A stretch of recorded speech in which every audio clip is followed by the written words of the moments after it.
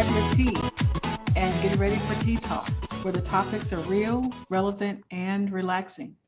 It's Tea Talk time, and here is Lady O. Thank you, Tracy.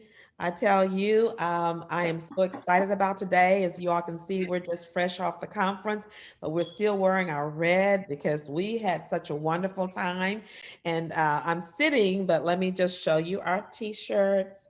It says, "Excuse me, I'm speaking." So it's really, they're really beautiful. So some of you asked me about how you could get one. So just let me know if you'd like to have one, and we'll get one for you. All right, now, but today I'm so excited because there were so many relevant topics. We talk about keeping things relevant that we discussed on our at our conference, and so we're kind of, kind of easing off of them because we still cannot let some of them go. There's so many wonderful things. So the team wanted to share a couple of things that there were highlights that they felt were so important to them. And the thing that I wanted you to know, and those of you that came, I know y'all felt it, and you can attest to that. That our conference is so different because we really bring relevant issues, answers. We educate, we inform, we empower women. And so that's what you'll be hearing about, some of the highlights that the ladies have chosen. So I'm going to save mine to last, but I'm going to let you guys come on and tell me about your highlight for today. And don't go away because we have a special guest. And this special guest is going to be uh, someone who's you really, really want to stay in here because it goes into one of my favorite topics that we talked about. So don't go away. We'll be through in just a minute with our sharing, and you will get a chance to see someone very, very special. All right, let's see. Tisha, you want to go first? What was your favorite part? Sure. Hey, everybody. I think the mental health that was covered by Pastor Juanita Rasmus, um, that was very impactful. It was because it brought so much awareness to different symptoms and different reasons why people act the way they act. Mm-hmm. Some of the things that she was saying was, excuse me, why people do alcohol and drugs. Instead of judging them for why they do these things, it's because they're trying to become numb to something. And Mm-hmm. so I had an issue with that because I would, try to fix them, but I wouldn't try to understand where they were coming from. And so that really gave me a good idea of how to handle those situations and just to pay attention and ask questions so I can just Oh, know more to see how much I can help. wonderful, wonderful. Ask questions. That's great. Yes. Wow, that was a good one. I loved it too. I thought it was amazing. Hmm. All right, Sister Tracy, what about you? See, unmute yourself. There you go. Yes, let me unmute myself. Hello, everyone. Hello. So I really enjoyed the Diana Tang and Angela Martin Greer. They Correct. talked about the voting rights, and they talked about the social justice. And you we heard about, the news gave us their view of what was going on, but just to hear the details of what some lawmakers are doing, some people are doing, to limit the opportunities for voting, the laws that they're trying to get put in place, the strategies. They know certain groups were big on stroll to the poll or going at certain times, and just trying to put limitations. And they really brought it to light on what's going on and what we can do as citizens, um, to be proactive and fighting against that. So I Right. really enjoyed both of them. Yeah, they were really good too because they bought the numbers, and they bought the different positions of people and how they affect and interact with each other. It was powerful. I've got to see that one again because I tell you, voting's coming up, and we've got to choose who we're going to vote for. So while they didn't tell us who to vote for, they told us what they do. And if Mhm. they're not doing what we want them to do, we might want to vote for a person who's going to do what we want them to do. Does that make sense? Right. But yeah, that was a great one. All right, Sister Deborah, what about you? Good evening, everyone. I wanted to talk about from pain to peace, the Mm, divorce issue. mhm, Even though I was one of the presenters, Shelley and I, and we only had one person in our class, but it was still so powerful, and I think that that was healing for both of us mhm. in presenting, because we have to be able to move from the pain of the divorce, the expectations that we had. We've been let down, we've been hurt, but we have to learn how to forgive. That's the key. And we have to forgive not just the person, but we have to forgive ourselves and move on from that pain to peace. And it's awesome once you forgive. So Wow. that was really powerful. Well, you guys had a really powerful, and we're going to have you all on Tea Talk to do that because it's very important. But a lot of people were saying they didn't want to deal with the divorce at the conference. They wanted to be happy, and I guess that brought back too many sad memories. So your class was small, but there were people who wanted to be in there who needed.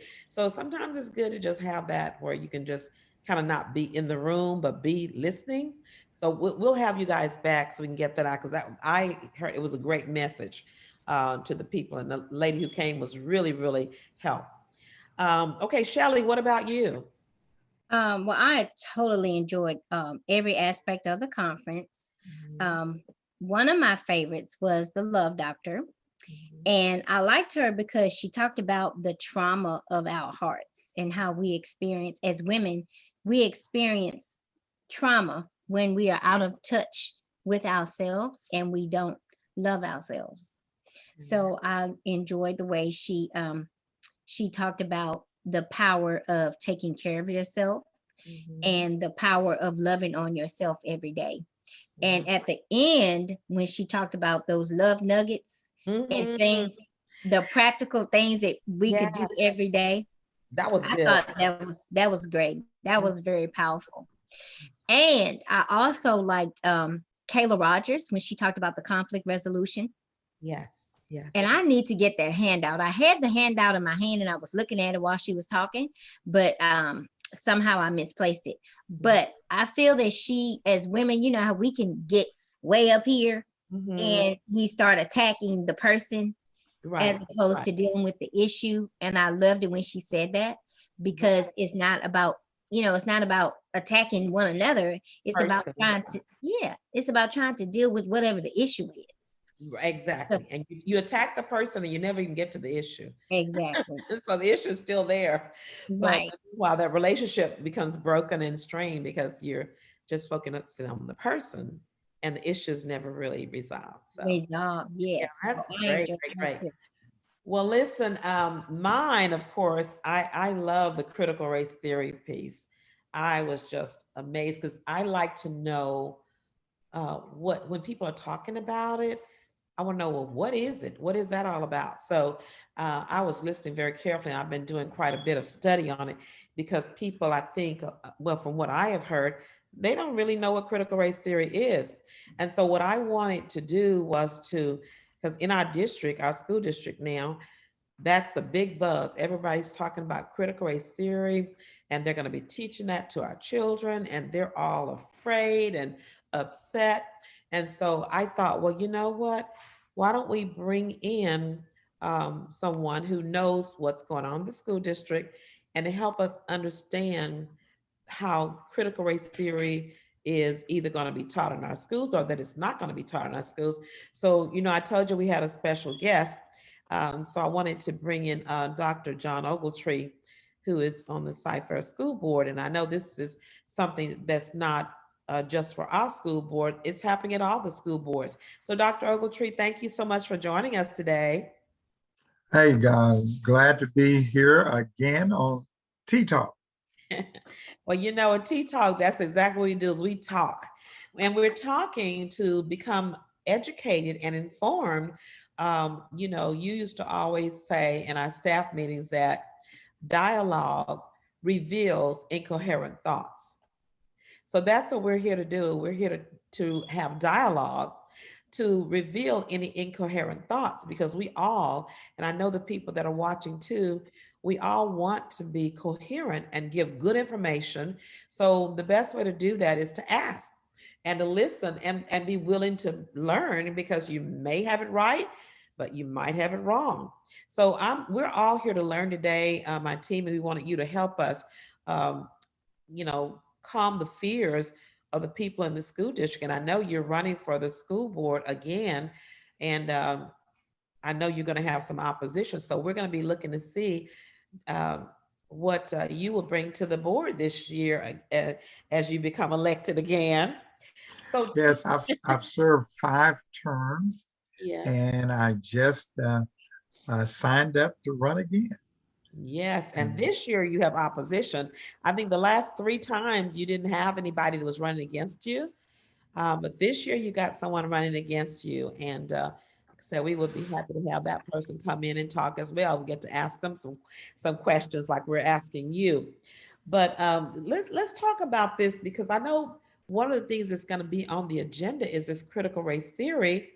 And a lot of parents are getting information that you and the board members that are currently there are really wanting to have the critical race theory taught in the schools. And I want to ask you, is that so?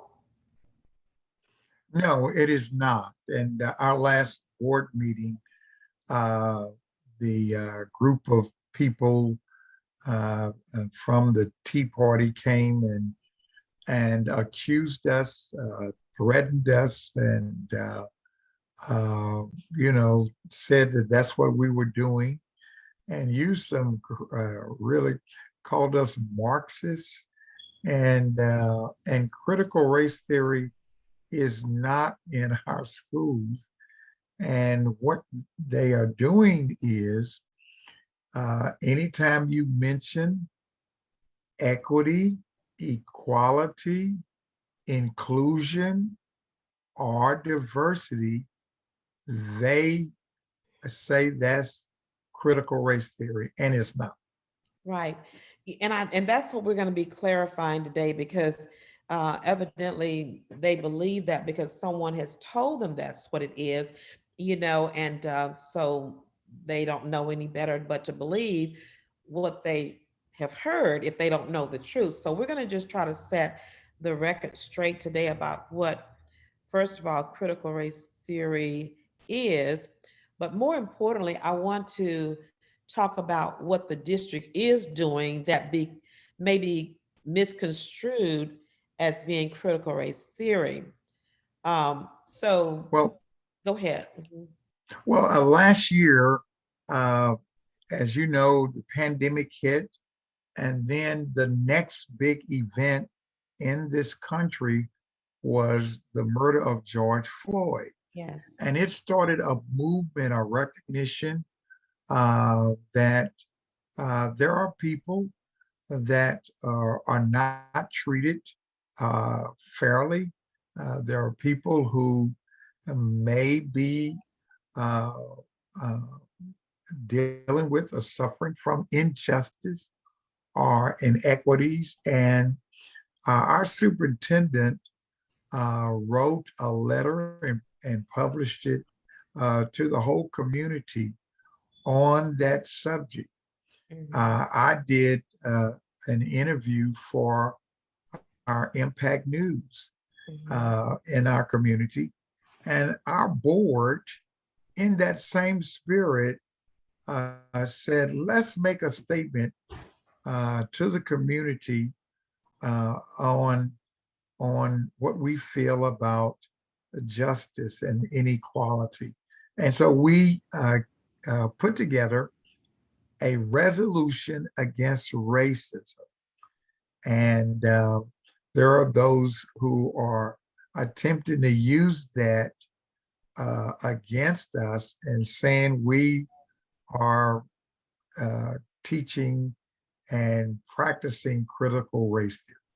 Right. And ladies, I know if y'all have a comment too, just raise your hand, you can jump in. But I remember that resolution. I thought it was so wonderful of our superintendent to, because a lot of, the reality is a lot of racial unrest was going on with George Floyd, and they were marching, and the kids saw that on TV, and a lot of the kids were a little uncomfortable, and they were talking things that their parents talked at home, and it got to be a little heated in the homes, and it spilled over into the schools. So a lot of kids, from what I heard, the parents, the kids were, kind of afraid, um, and some on both sides afraid of what are the people going to think about us, and then what are the people going to do to us. So the races were having a little problem there. So I think it was really good. We were, wanting to know, where did people stand with this racial thing? Are you for racism? Are you against? So is that pretty much what the resolution said? What did the resolution say? The resolution took a stand against racism. Okay. And I think that is a noble thing, that none of us should practice racism, that we all should value the worth and dignity of every human being. In our district, our motto is opportunity for all. Mhm. And if we are going to have opportunity for all, we must believe that every child, every student, every uh, worker who is a custodian, every worker that works in our food service, everyone, it was made in the image of God. Mhm. And and that and so the resolution took a stance like that. And the resolution then uh, asked that we do an equity audit in the district. And Okay. and also we took us and we asked that all of our schools be schools that are no place for hate schools. Many of our schools already were no place for hate, which is just a program to try to get students to value each other, appreciate each other, and and treat each other with dignity. And I think as every parent sends their little cutie pie off to school, whether they're 5 years old or whether they're 16, you want to make sure your child's going to have a great day and that they'll be treated fairly. You don't have to worry about, even children mistreating them, and that adults are going to make sure that they see to it that your child is treated with fairness, and that they do have the opportunity. Now, I want to kind of ask you something about the audit, the equity audit, because I know that that may have started with the resolution. Open the question: why we have to have a place where we say our schools are no hate, which just seems like a no-brainer for me. Why would you want it? The opposite is that our schools are a place for hate. And so that's not what I'm sure people want. So why is there a problem that we don't want to say the theme of no hate? Our schools are no place for hate. So I don't get that. But anyway, that's kind of what it started off last year, I believe. And then as we got on to the audit, I think, honestly, I think this might be where people are thinking that we're teaching critical race theory. The audit is, what is an audit, and what is it measuring, and why was it started?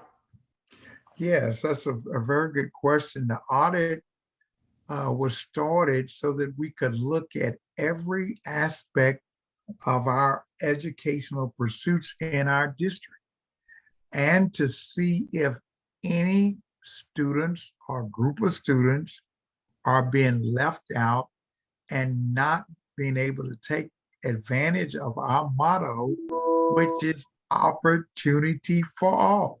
Mm-hmm. And so when you do an audit, you look at everything you do, from AP courses, from dual credit courses. Uh, you look at discipline to see what is happening, and is there uh, equity?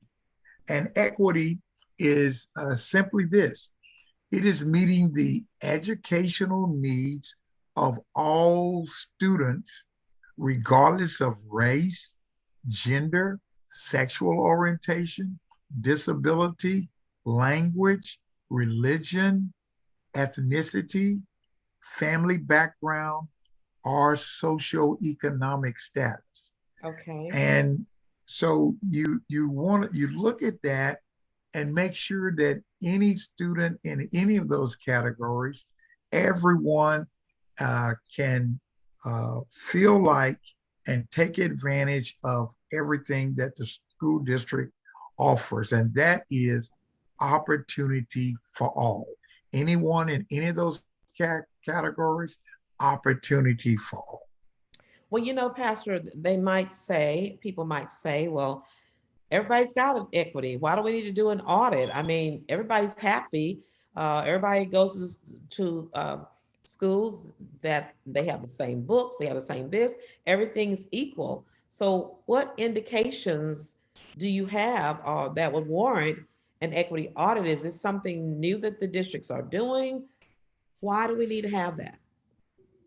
Well, we already know that when it comes to discipline, African American students who are 19% in our district, they are disciplined at 50% of all disciplinary procedures. And so we already know that. We already know that every one of our students and groups of students are not presently being able or have not taken advantage of, let's say, dual credit or not in AP. There are some things like that that you kind of know, but the audit will reveal data. And when you it may be because the numbers are so inequitable, the percentages are so off or so warped. But in order to really know for sure that it is and where it is, you have to do an audit. Yes. As a financial CPA kind of person. That's true. And it's looking at data. It is a data-driven audit so that we can see where we have our strengths and where we have our weaknesses and what we can do. And I'll say it again, to make sure there's opportunity for all. Right. Now, these people who are pushing and saying that we are doing critical race theory, they don't like it that we disaggregate data and break down what's the percentage of white students, what's the percentage of African Americans, what's the percentage of Hispanic, what's the percentage of Asian. But the state requires us to disaggregate data. And when you disaggregate data, it is data that is broken down by detailed subcategories. And then that way you're able to look at if there are marginalized students that are not receiving or taking advantage of opportunity for all. Is there a gender inequity in certain things? Are students with low socioeconomic status? It is, it is what I believe that every district should be doing in trying to make sure that every child, every student is served and their educational needs are being met. Well, you know, Pastor, what you just said, I mean, I'm going back to, I taught elementary school of my little kindergartners. So I always kind of want to make it simple. I said, if I can understand and articulate it back to my little kindergartners, then I think everybody can get it. But I would say that, when I looked at what you're saying here, it's like my checkbook. I don't balance my checkbook. So I think I have enough money in the bank. And I think I spend it on the right stuff. I think I'm spending it more on, good things. But until I do an audit and go through my checkbook and write down every little penny and balance my check, I don't know that I had enough money. I don't know how much is left over. I don't know how much, if the bank charged me the right interest or the fees or whatever, until I do an audit. And it's the same thing when you do a big financial audit. They go over your books so they will know where everything is. They don't have to guess. So I would think that if you're looking at a district, you assume that everybody is getting everything equitable, but you don't know until you do the audit. And The so, audit. yeah, the audit would be something I think should be welcomed by school districts all over, because I know the school districts want their different segments or subcategories to do well. And if you're going to help them do better, then you got to know what you're dealing with and where the inequities are, or the gaps are, whatever you want to call them, so you can do better. If you don't know where it is, you can't address it. So I'm thinking, is that kind of what an audit? That is, Okay. that is so true.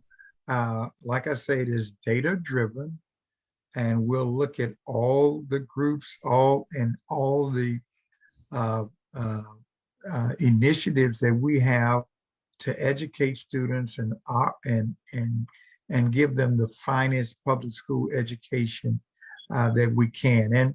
And here's the what this anti equity and anti-equality people are saying, that we shouldn't be identifying groups. We should just look at everyone as a whole. And that if you are trying to look at a particular category and help someone or take advantage of the school district, they try to say that you are liberal. And I tell everyone that I approach everything I do from a Christian point of view. And you just cannot say, we're just going to look at the students as a whole. You have to break down the different groups, especially if you're going to give them meet their educational needs.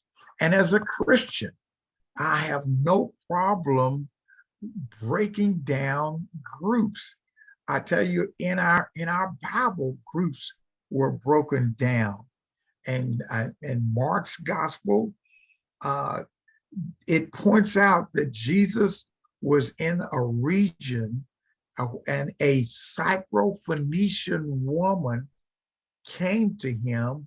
Her daughter was sick and in distress. The Bible points out that there was a difference between Jesus, a Jew, and the Syrophoenician woman. In John chapter 4, it points out that Jesus was at a well with a woman from Samaria. Yeah. A different breakdown. And then when you look at the letters of the Apostle Paul, when you look at especially Galatians, he points out that there is Jew and Gentile. So it is nothing wrong with understanding that there are different people from different ethnicities, different races, different social economic backgrounds, different religions, but the objective is to treat everyone with dignity. Yeah. and understand that we're all made in the image of God. Amen. And that's what our founding documents say, that God has created all men, listen to this word, equal. Oh, yeah. And so these people who are attacking this and trying to claim it's critical race theory, I say they need to go get in their Bible and let this politics alone, and try to love people and try to treat everyone as a neighbor. Right. Well, Pastor, I know that you're very passionate about children, all children. You know, you don't have any preferences with children. You just love all children. And I know that's your motto that you go along with opportunity for all. And I wanted to throw this part in too, that I've heard that might be another issue too. They were saying, why do we have to break it down into races?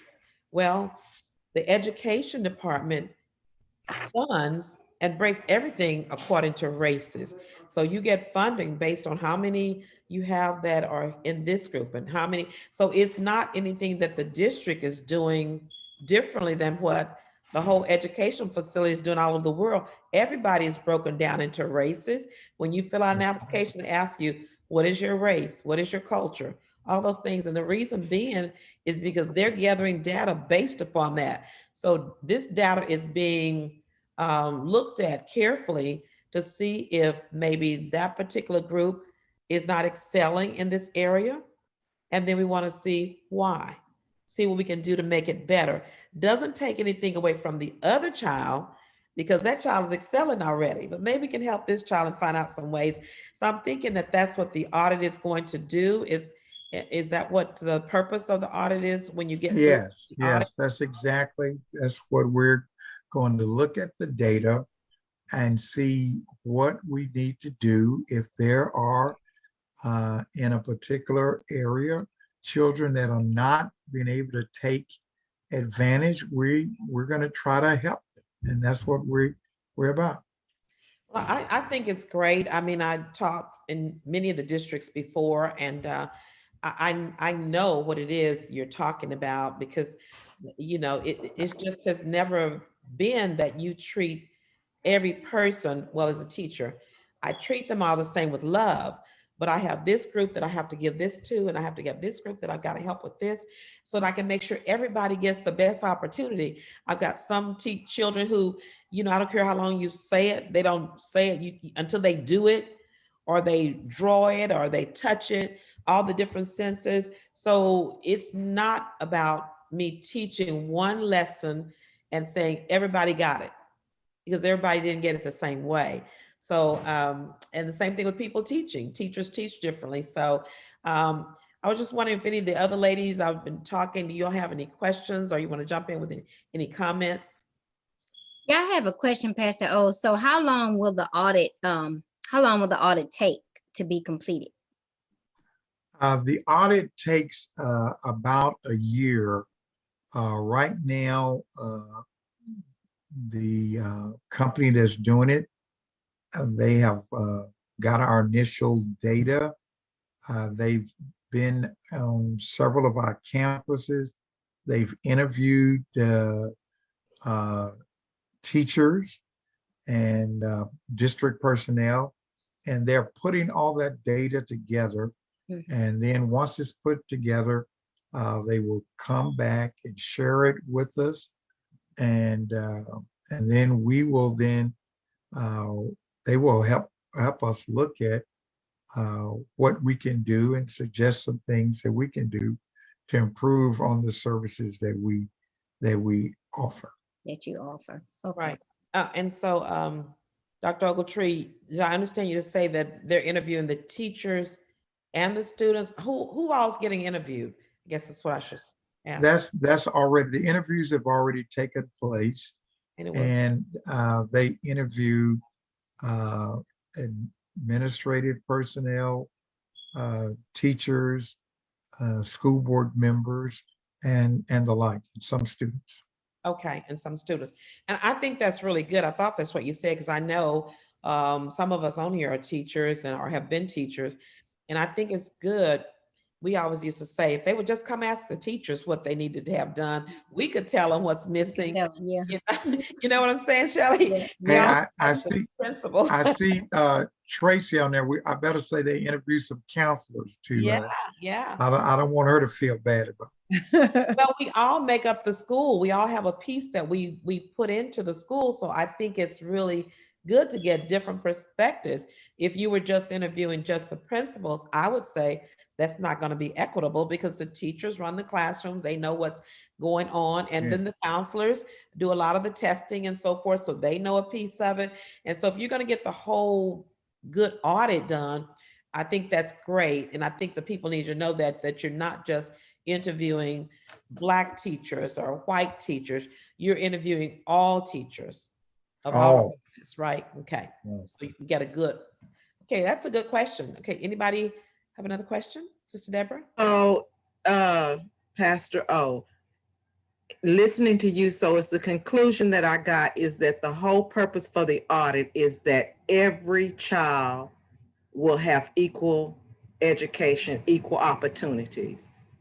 Is that Every child will have the opportunity to take advantage of what we offer.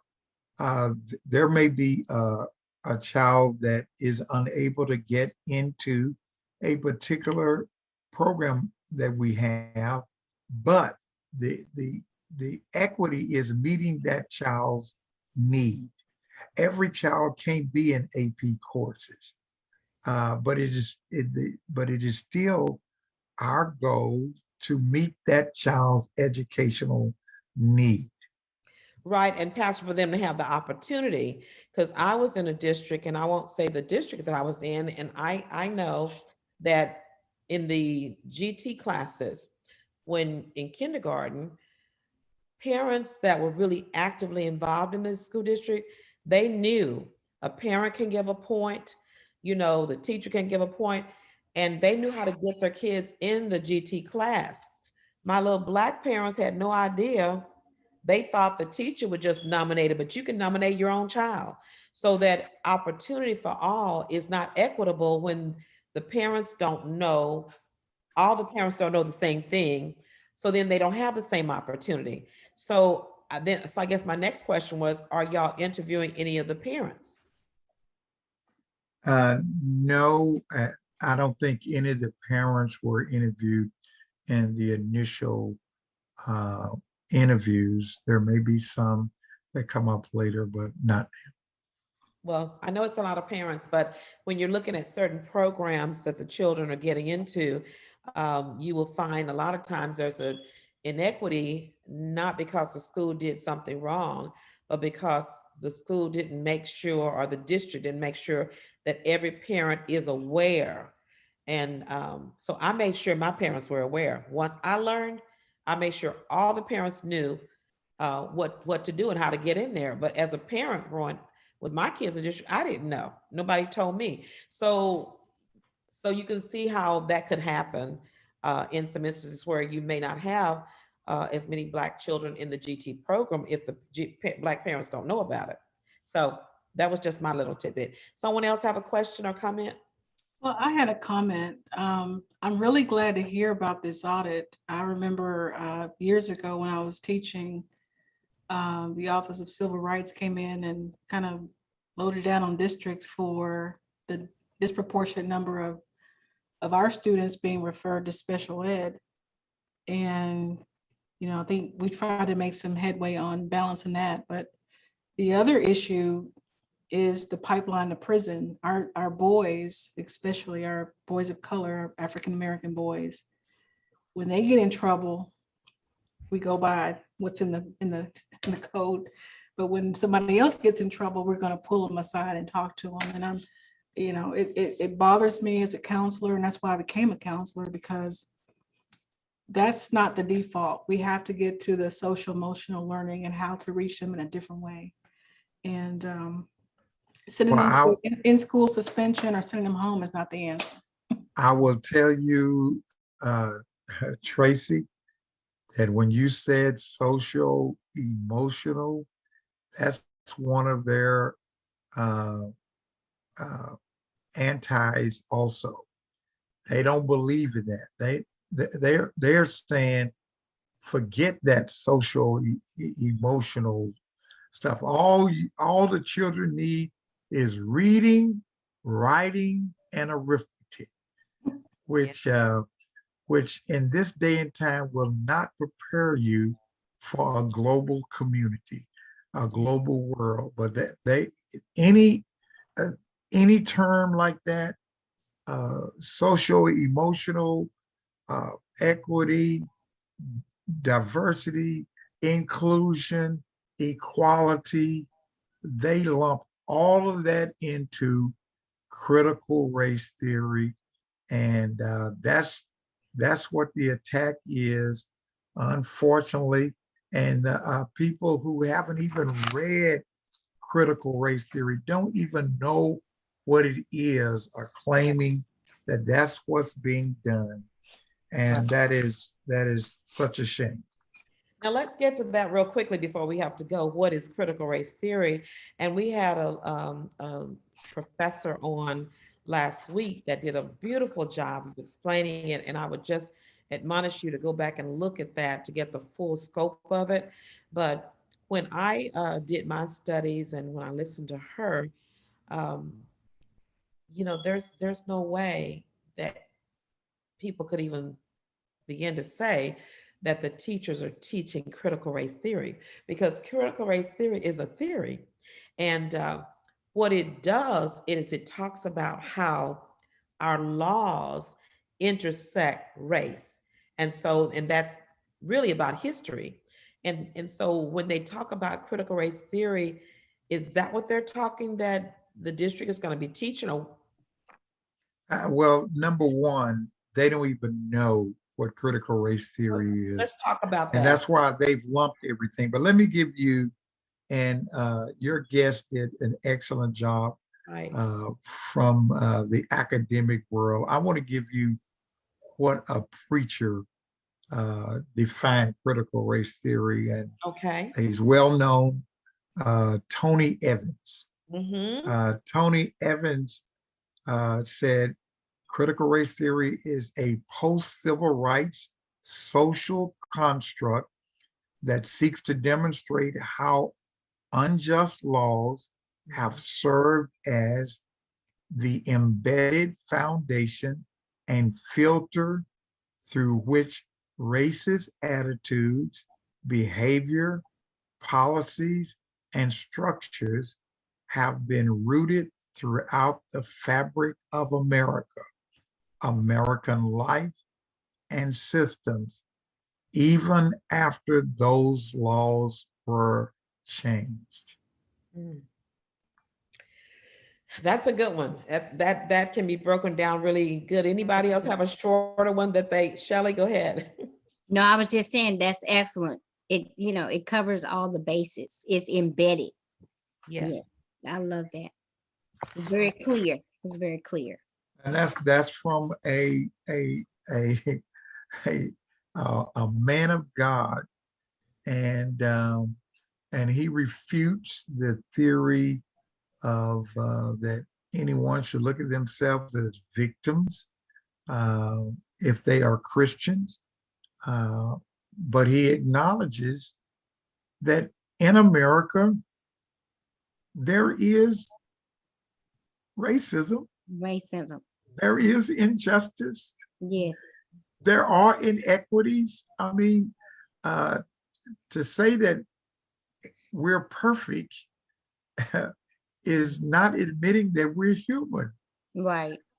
But we should strive to make America better, and we should strive to make sure that everyone can take advantage of what America offers. Just like in the school district, we want to make sure every student can take advantage of the opportunity for all. And in America, we should strive for that. And there's nothing wrong with that. Well, Pastor, when like I said, we didn't get into all of the pieces of critical race theory and break it down in this segment, but it was in the one before. But here's the deal that I wonder, and I am just a little concerned about. So are people saying that they are fearful that the truth about the fabric of our country, of how it has been built and interwoven with unjust laws, inequity, racism, all of those things that critical race theory reveals, which is true, and it's history. So we saying we don't want our children to know about that because maybe we're ashamed of it, or maybe we feel like people will know the dirty sins of America. And I always say that if you, and I've heard it said before, if you don't know your history, you're destined to repeat it. And I wonder sometimes with what we're having going on right now in our country is this happening because we have never owned up to what really happened? And are we trying to cover it up and saying that I know what history says, but that's not what happened? And when I look at the January 6th thing, we saw what happened, but people said, no, that's not what happened. The narrative is we were just taking a tour, little nice people. And so I'm wondering, is it that people don't want the truth to come out about what happened? And I just say this, that I think it should come out. I think people are ready for it. I don't think people are going to be angry at each other.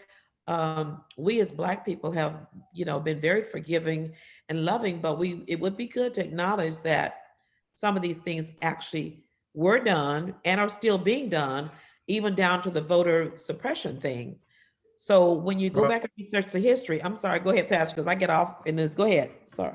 yeah, and I know time we're into Yeah, time. yeah, History go is history.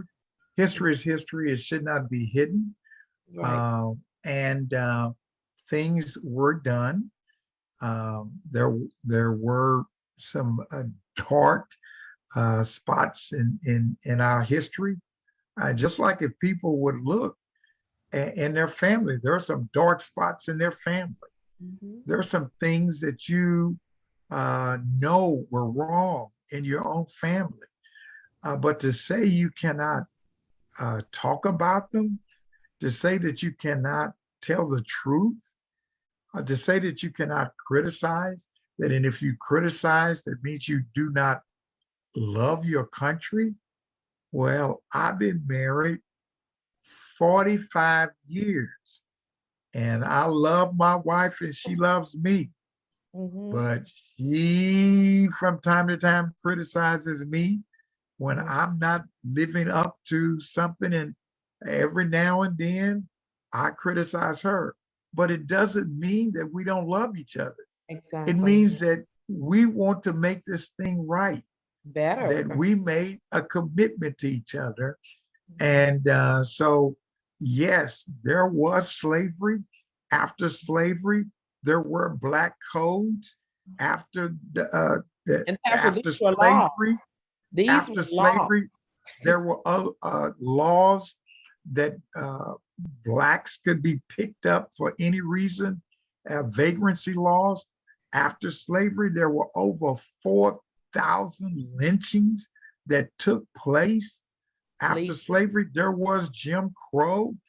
After slavery, there was 1.2 million black soldiers who fought in the war, World War II, that were not allowed to take advantage of the GI Bill.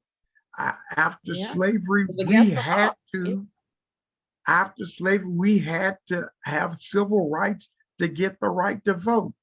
That's history. That's Mhm. history. But it doesn't mean we don't love America. It does mean that America still has some work to do, and we are ready to make it a more perfect union. Yes, that's very, very good, very well said, Pastor. Because when you go back and look at all the things that were done against Black people and brown people, a lot of them were legal back then. So the laws were intersected and they affected people based upon race. And so that's what the critical race theory is, how they intersect. The laws intersect, oppressing people based upon their race. It's a I forgot theory, to add but redlining. yeah, red line. We could go on and It's on, still being but done. I love America, Yes. and I'm gonna vote Mhm. and to make it right. I'm gonna protest when protest is needed. I'm gonna pray. I'm gonna love my fellow man, but Mhm. we've just got to do it. Yeah. And enough said.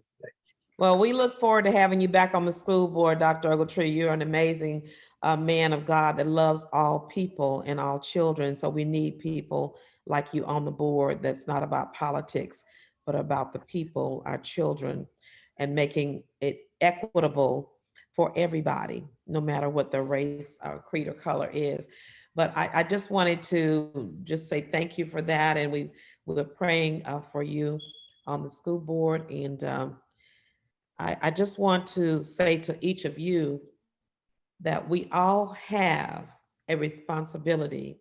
Like I said, well, let me back up. We're not responsible for what happened in the history, what our forefathers did, but we are responsible for making it right. So you cannot say, I didn't do that, wasn't me. Well, you're benefiting from it, and it wasn't your problem. You didn't do it, but now it's our responsibility for us to unite together as human beings in a human race and do the thing that God has called us to do, and that's stand up for right, for equality, and for justice for all. And that's what we're wanting in our families, in our homes, our churches, and definitely in our schools, because nobody wants to send their little child to school to be mistreated by other children and teachers. And sometimes, I mean, I've seen it happen in many different facets over my years. So it has happened. And I think it's a good thing to have the equity there, and for people to understand that critical race theory has nothing to do with the equity audit. Has nothing to do. It's all about understanding what's going on in our school with the different groups and how we can make it better. And I guarantee if that was your little child who needed that, you would be wanting them to make it better for your child. So our time is up, but before we get through, as we thank our guests for coming, and we all want to get registered to vote and get out there to vote. We have a lot of you all have been waiting for the announcement of who won the contest. From the women's conference, we had a little friendly competition about now run tell that, the hashtag, and we do have a winner. I had nothing to do with it. So it was Mike and Tracy Walker. So I told them, I said, y'all have to come on and talk about it and to announce the winner. So Tracy, it's on you. Well, hello, Mike passed the torch and he wanted me to announce the winner. So with 15 posts for hashtag run tell that, our winner is Sylvia Teague. Oh, wow, Sylvia. Okay, great. Well, we'll make sure she gets her gift card. She's getting a $50 gift card.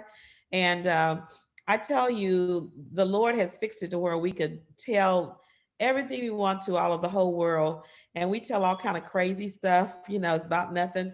So why don't we tell some things that would bring about love and unity and promote the good news? So we ask you to share this with people and help them to understand that, what critical race theory is and what it is not, and let them know we're not teaching it in our schools. So don't let them use that as a fear tactic to keep us or make us vote a certain way. We got to stop voting based on fear. You got to vote on facts. So what we've tried to do today is just bring you the facts, and then so you can make a more informed judgment when you get ready to vote. And when people come to you with that yang, you said, that's not it. You're wrong. Help them to correct them. Now, some people don't want to be corrected, just shake the dust and move on. But some of them really don't know. And that's what we are here to do. All right, so listen, that's our time for today. It's been wonderful. We hope that you were informed, you were encouraged, you were empowered to run tell that, okay? So listen, I'm out for tonight. I'll see you next week at 3 for Tea with Lady O and her team. And we've got something else to talk about next week. So share this with somebody else. Tell them you got to get on there and watch what's going on in Tea Talk. They've got stuff that's relevant and real. So we'll see you next week at 3 for Tea with Lady O. Bye for now.